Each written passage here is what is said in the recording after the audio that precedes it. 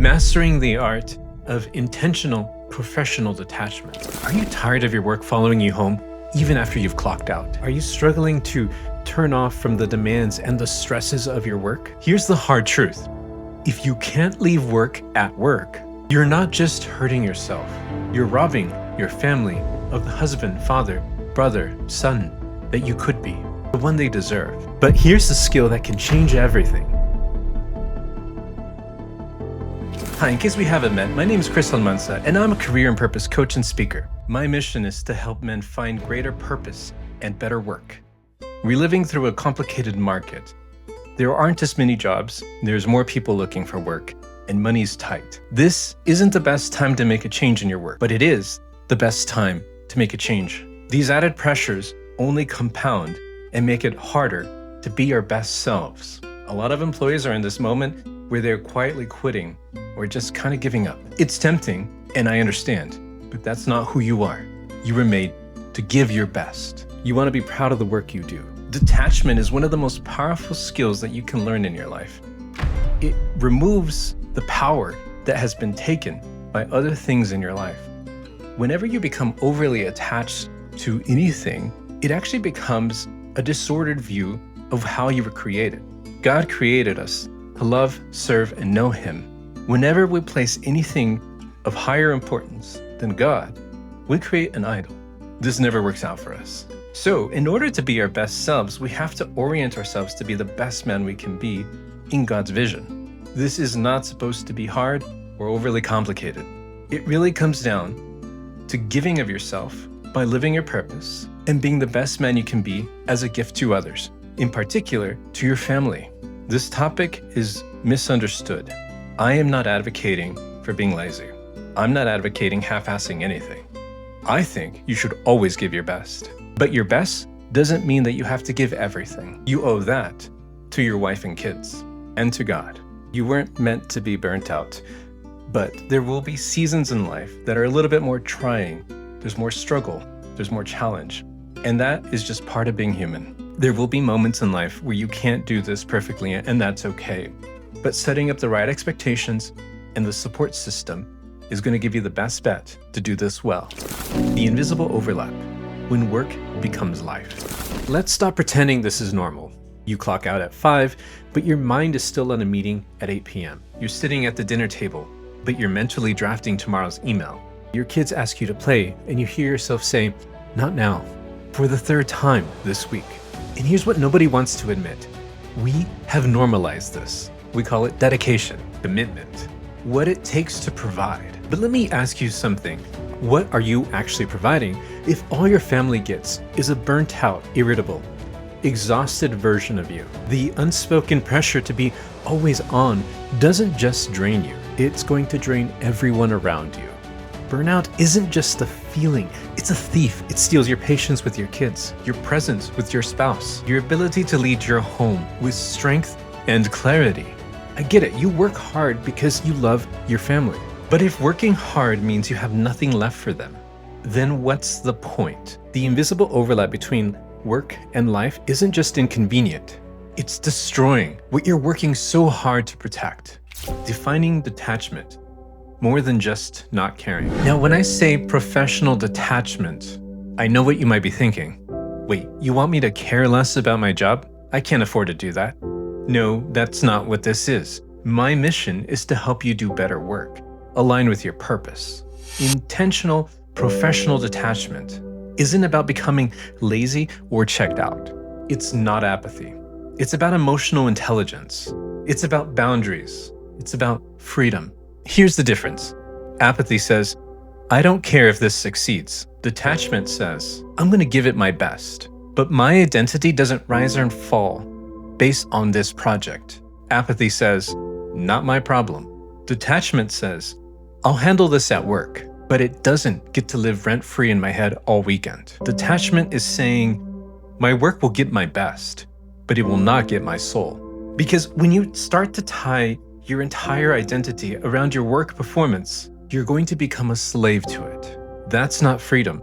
That's going to limit you from being the father and the husband that you want to be. The surprising truth, once you learn healthy emotional distance from your work, you're actually going to become more effective at your job. You think clearer, you react less, you lead better. But most importantly, you're going to be able to show up at home as the leader, as the man that your family really needs. Cultivating your detachment toolkit. All right, let's get tactical. How do you actually build this skill? Well, I have 4 strategies for you that you can start implementing today.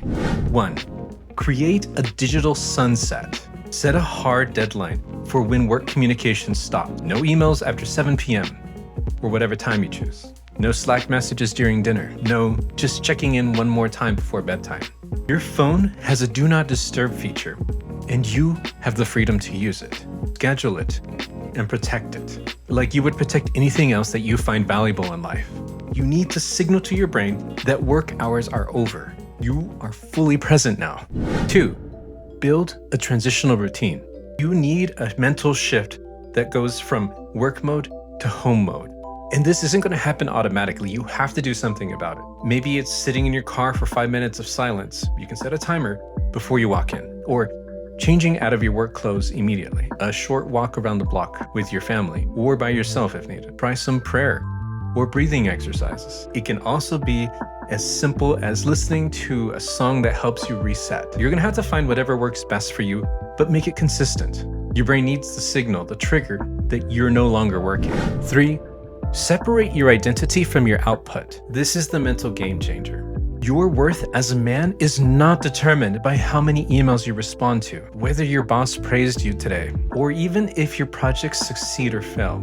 I know that can be hard to believe, but it does not determine your value.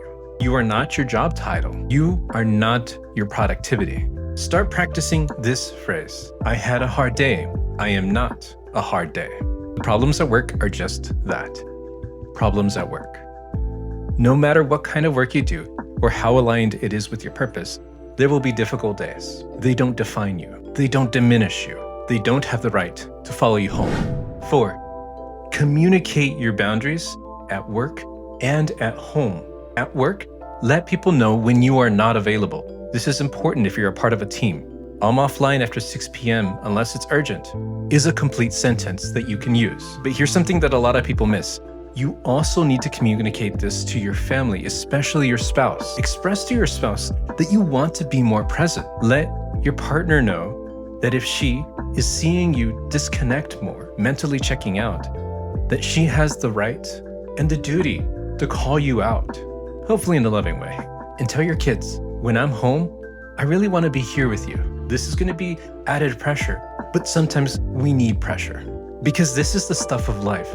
These are the years you do not want to waste or let pass by too fast, simply because you weren't paying attention. Invite them to hold you accountable. This is not just your battle. It's going to be your family's victory. The ripple effect, beyond your desk. Here's what happens when you master this skill. You're going to stop reacting emotionally to every setback at work. You can start responding with clarity and confidence. When you walk through the door at home, you're actually there, present, engaged, available. Your kids can stop competing with your phone for attention because they don't have to anymore. Your spouse can get the best of you, not the leftovers. You can rediscover hobbies, laughter, leisure, rest, the parts of you that work has slowly erased. And here's the irony. The more you do this, the better your performance will be at work. Because when you're rested, when you have the margin, when you're not running on fumes, you bring better ideas, better energy, better leadership. But the real ripple effect, you can become the man you wanted and dreamed of becoming. Not just a provider, a protector of peace, a leader of your home, a husband who shows up, a father who's actually there. I want to be clear about this. This is important. This is what is at stake here. It's not just about your mental health and peace. This is about your legacy, your detached future, a call to action. I need you to hear this. I am not telling you to quit your job. I am telling you to quit letting your job steal your life. You were not designed to be drained by 5 p.m. with nothing left to give to the people that matter most to you. You're not just an employee. You're a leader, a husband, a father, a man with a mission that's bigger than any job title. And you cannot fulfill that mission running on empty. So here's your next step. Pick one strategy from today, just one. Maybe it's the digital sunset, maybe it's the transitional phase. Maybe it's simply having the conversation with your family about your desires to be more present. Start there. Start small, but start. Because every day you wait is another day your family gets an exhausted version of you instead of the man that they deserve. This is your moment to lead differently, to work hard, and come home strong. Share with me in the comments. What's a boundary you can start setting this week? Let's build this together. Let's become better men because our families need it. If this resonated with you, hit subscribe and share this with a brother that needs to hear it.